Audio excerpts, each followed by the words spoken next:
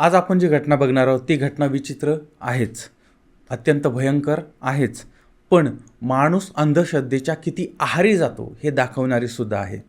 या घटनेमध्ये एका नातवानं आपल्या आजीची त्रिशूळानं हत्या केलेली होती आणि शिवमंदिरामध्ये जाऊन त्यानं तिच्या रक्तानं त्या शिवपिंडीवरती अभिषेक केलेला होता. आता हे प्रकरण आपल्याला बघायचं आहे.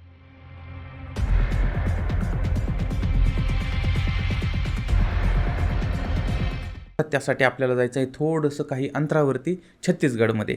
त्या ठिकाणचा दुर्ग जिल्हा आहे, त्या ठिकाणचं धमधा हा परिसर आहे, त्या ठिकाणचं नानकुट्टी गाव आहे. वय वर्ष 70 असणारी एक आजी आहे, रुक्मिणी गोस्वामी, ती या भागात राहते आहे. तिच्याबरोबर तिचा 30 वर्षाचा नातू आहे, त्याचं नाव आहे गुलशन गोस्वामी. गुलशन जो आहे तो शिवमंदिरातील एका झोपडीमध्ये, म्हणजे शिवमंदिराजवळची एक झोपडी आहे, त्या ठिकाणी आजीबरोबर राहतो आहे. साधारण 15 दिवसापूर्वी हे कुटुंब त्या गावामध्ये राहायला आलेलं होतं आणि पूर्वी हे कुटुंब धौरा भांटा हे जे गाव आहे त्या भागामध्ये राहत होतं. परिस्थिती अत्यंत सामान्य होती, हालाकीची होती आणि दोघंही काय पोटापाण्यासाठी थोडंफार काम करत होते आणि नातू शक्यतो काम करत होता आणि त्याच्यावरती घर चाललेलं. आजी स्वयंपाक वगैरे करत होती. आता मिळेल ते काम करायचं आणि 4 पैसे मिळवून आणायचे आणि घरी द्यायचे. आजी स्वयंपाक करते, अशा पद्धतीनं यांचं जीवन चाललेलं होतं. पण हा जो नातू आहे गुलशन, हा प्रचंड धार्मिक होता. एक लक्षात घ्या, धार्मिक असणं हे चूक नाही, पण धर्मांध असणं हे मात्र घातक आहे. पण धार्मिक असावं पण धर्मांध नसावं. तर यांच्याच घराच्या जवळ शिवमंदिर होतं. रोज हा मंदिरामध्ये जायचा, देवाची पूजा करायचा, अर्चना करायचा, अशा पद्धतीने भक्ती वगैरे त्याची चालू होती. आता कुटुंब कुणाच्या देण्यात नव्हतं, घेण्यात नव्हतं, आध्यात नव्हतं, मध्यात नव्हतं. अत्यंत शांतपणे हा काम करायचा, घरी यायचा, 4 पैसे द्यायचा, आजी काम बघायची, घरचं बघायचे आणि हा मग मंदिरामध्ये जायचा, पूजा अर्चा, हे सगळं असं चाललेलं. तारीख आहे 19 ऑक्टोबर 2024, वार शनिवार, वेळ सकाळची. नेहमीप्रमाणे सकाळ झाल्यानंतर गुलशन आणि त्याची आजी उठली, त्यांचं काम होतं, त्या कामाला लागले आणि गुलशन जवळच असलेल्या शिवमंदिरामध्ये गेला आणि त्याच्या हातामध्ये त्रिशूळ होता. पूजा वगैरे केली, नंतर तो घरी आला आणि घरात गेला. आता त्यावेळेस काही वेळानं मग स्थानिक नागरिकांना आरडण्याचा ओरडण्याचा आवाज आला आणि त्यामुळे ते बाकीच्या शेजाऱ्यापाजाऱ्यांनी ऐकलं आणि ते धावत त्या गुलशनच्या घरी आले, म्हणजे त्याच्या झोपडीच्या पाशी आले. तर बघितलं, घरामध्ये बघितलं तर अत्यंत धक्कादायक दृश्य होतं. घरामध्ये रक्ताचा सडा पडला होता आणि गुलशनच्या हातामध्ये त्रिशूळ होतं आणि त्या त्रिशूळनं तो स्वतःवरती वार करून घेत होता. तो सुद्धा रक्तबंबाळ झालेला होता. लोकांनी आजूबाजूच्या शेजाऱ्यापाजाऱ्यांनी आरडाओरडा केलेला आहे. इतर लोक जमा झालेली आहेत आणि मग काहींनी दुर्ग पोलिसांना पण कळवलेलं आहे. सुरुवातीला फक्त गुलशन रक्तबंबाळ झालेला दिसत होता, पण नंतर मात्र मग आजीचा जेव्हा शोध घेतला त्यावेळेस तिची तर अवस्था अत्यंत भयंकर अशी होती. ती एका बाजूला म्हणजे आडबाजूला एका रक्तबंबाळ होऊन पडलेली होती आणि तिचा मर्डर यानं केलेला होता. पोलिसांना कळवण्यात आल्यानंतर पोलीस त्या ठिकाणी धावत पळत आलेत आणि बघितलं तर हादरवणारं ते दृश्य होतं. आजी आणि नातू रक्ताच्या तळ्यात दोघं पडलेली होती. आजी तर गेलेली होती आणि नातू जो आहे तो प्रचंड जखमी झाला होता. मग पोलिसांनी अगोदर त्या नातवाला दवाखान्यामध्ये दाखल केलेलं होतं. आता नेमकं घरात काय घडलं होतं आणि कुणी केलं, काय केलं वगैरे असे अनेक प्रश्न होते. आता कदाचित दरोड्याच्या उद्देशानं हे घडलं असावं असं वाटत होतं, पण झोपडीमध्ये राहणारी मंडळी आहेत आणि एकदम गरीब परिस्थिती आहे आणि अशा परिस्थितीमध्ये एक तर म्हातारी आणि 30 वर्षाचा नातू आहे आणि मग ह्यांच्यामध्ये कोण असा ह्यांच्या घरावर दरोडा घालेल आणि कोण यांना असा मारण्याचा प्रयत्न करेल आणि हाही प्रश्न होतात. पोलिसांनी सगळ्या बाजूने तपासाला सुरुवात केली होती आणि आजी जी मृत होती रुक्मिणी, तर मग तिच्या गळ्यावरती, मानेवरती, पाठीपोटावरती धारदार शस्त्रानं वार झाले होते आणि कदाचित त्या त्रिशूळानंच तिला ते मारलेलं होतं.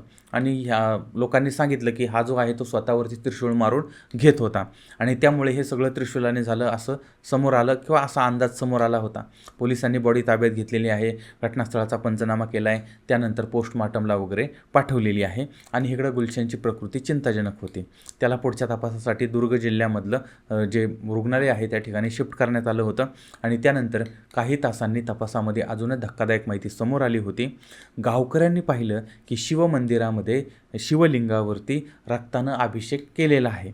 आता ही माहितीसुद्धा पोलिसांना देण्यात आली होती. पोलिसांनी पाहणी केली आणि गावकऱ्यांनी सांगितलं की मंदिरामध्ये जखमी झालेला गुलशन येऊन गेलेला होता आणि त्याच्या हातामध्ये त्रिशूळसुद्धा होतं. आता घरामध्ये घटनास्थळाचे म्हणजे कुणी अनोळखी व्यक्ती घरात शिरली आणि त्यानं असं केलं असं आता इथं जाणवत नव्हतं. इथं गुलशनवरतीच संशय होता आणि तो उपचार घेत होता. पण त्यानंतर तो जेव्हा थोडा रिकवर झाला त्यानंतर पोलिसांनी चौकशीला सुरुवात केली. तर 20 ऑक्टोबर रोजी गुलशननंच पोलिसांना ती माहिती दिली होती की त्यानंच आजीला मारून टाकलं आणि स्वतःही आत्महत्या करण्याचा प्रयत्न केलेला होता. आता असं का केलं होतं, त्यानं आत्महत्या करण्याचा प्रयत्न का केला होता, तर याच्यामध्ये तो प्रचंड म्हणजे अंधश्रद्धेच्या आहारी गेलेला होता आणि याच्यातून आपल्याला मुक्ती मिळेल किंवा आपल्याला काहीतरी वेगळं काही मिळेल ही त्याची श्रद्धा होती. त्याच्याबरोबरच त्याची मानसिक स्थितीसुद्धा बिघडलेली होती आणि अति धार्मिक अति अंधविश्वासाकडे तो गेलेला होता.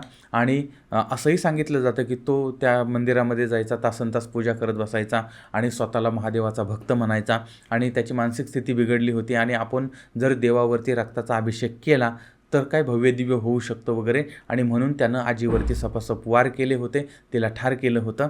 पण त्यानंतर त्यानं स्वतःलाही संपवण्याचा प्रयत्न केलेला होता. आजीला तडफडून मारून टाकलं आणि स्वतः दवाखान्यामध्ये जाऊन पडलेला होता. आता मग पोलिसांनी जे काही शस्त्र होते, त्रिशूळ वगैरे, ते सगळं जप्त केलेलं होतं आणि हे सगळं झाल्यानंतर हे प्रकरण मीडियामध्ये आलेलं होतं. आता या सगळ्यामधून आपल्याला धडा काय मिळतो, तर आता अशी प्रकरणं आपण अनेक, पाठीमागे एक असं प्रकरण बघितलं होतं की तो मंदिरामध्ये गेला आणि त्या मंदिरामध्ये त्यानं स्वतःच्याच मानेवरती धारदार शस्त्रानं वार केले आणि स्वतःला ठार मारलं होतं, का तर त्याला मोक्ष पाहिजे होता. त्याचबरोबर ती अशी अनेक प्रकरणं आपण बघितली, नरबळीची प्रकरणं बघितली, त्याच्यानंतर कोणाला तरी घात आणि अशा पद्धतीची प्रकरणं पण बघितली होती. तर जवळजवळ 400 वर्षापूर्वी संतश्रेष्ठ तुकाराम महाराजांनी या गोष्टीबद्दल सांगितलेलं आहे. आपल्याकडे श्रद्धा आणि अंधश्रद्धा याच्यामधला फरक लोकांना कळत नाही, पण तुकाराम महाराजांनी जे सांगितलं होतं त्या काळापासून, म्हणजे तुकाराम महाराज असतील किंवा आपले वेदपुराण, या काळापासून सुद्धा अंधश्रद्धेवरती सगळ्यांनी कोरडं ओढलेलं आहे, वारकरी संप्रदायानं कोरडं ओढलेलं आहे. आपल्याला श्रद्धा जी आहे ती आपल्याला जगायला शिकवते, श्रद्धा प्रेम करायला शिकवते, श्रद्धा माणसांना जोडायला शिकवते आणि श्रद्धा ही विकासासाठी, भल्यासाठी गरजेची असते. पण अंधश्रद्धेमुळे मात्र माणूस आंधळा बनतो आणि त्याच्यानंतर मग तो काय करतो हे त्यालासुद्धा कळत नाही आणि मग अघटित घटना घडत आहेत. तर या घटना, अशा घटना घडू नये त्याच्यासाठी काय केलं पाहिजे, तुमचं काय मत आहे ते सुद्धा जरूर कळवा. पुन्हा भेटूया पुढच्या भागामध्ये एका नवीन विषयासह. तोपर्यंत धन्यवाद.